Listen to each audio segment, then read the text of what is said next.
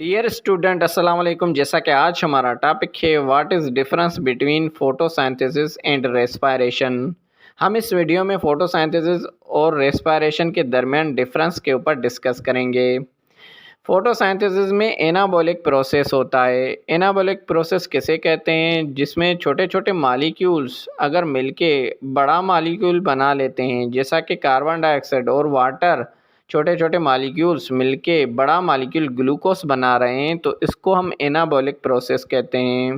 Respiration में catabolic process होता है। कैटाबॉलिक प्रोसेस किसे कहते हैं? जिसमें बड़ा मालिक्यूल टूट के छोटे छोटे मालिक्यूल्स में चेंज हो जाए, जैसा कि ग्लूकोज बड़ा मालिक्यूल है, वो टूट के छोटे छोटे मालिक्यूल्स कार्बन डाइऑक्साइड और वाटर में चेंज हो जाता है, तो इसको हम कैटाबॉलिक प्रोसेस कहते हैं। फोटोसिंथेसिस सिर्फ प्लांट्स में होता है। रेस्पिरेशन सारे लिविंग थिंग्स में होता है। फोटोसिंथेसिस के लिए सनलाइट, सूरज की लाइट या लाइट एनर्जी की ज़रूरत पड़ती है, लेकिन रेस्पिरेशन के लिए किसी भी लाइट की ज़रूरत नहीं पड़ती। फोटोसिंथेसिस प्रोसेस करने के लिए कार्बन डाइऑक्साइड लेना लाजमी है और रेस्पिरेशन प्रोसेस करने के लिए ऑक्सीजन गैस लेना लाजमी है।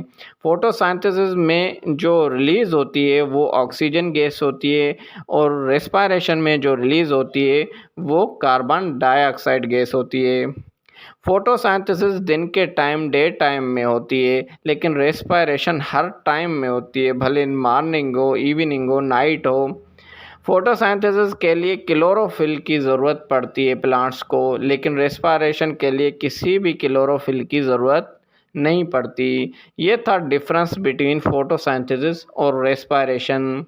मज़ीद वीडियोस देखने के लिए इस चैनल को सब्सक्राइब करें और दोस्तों के साथ शेयर करें। Thank you.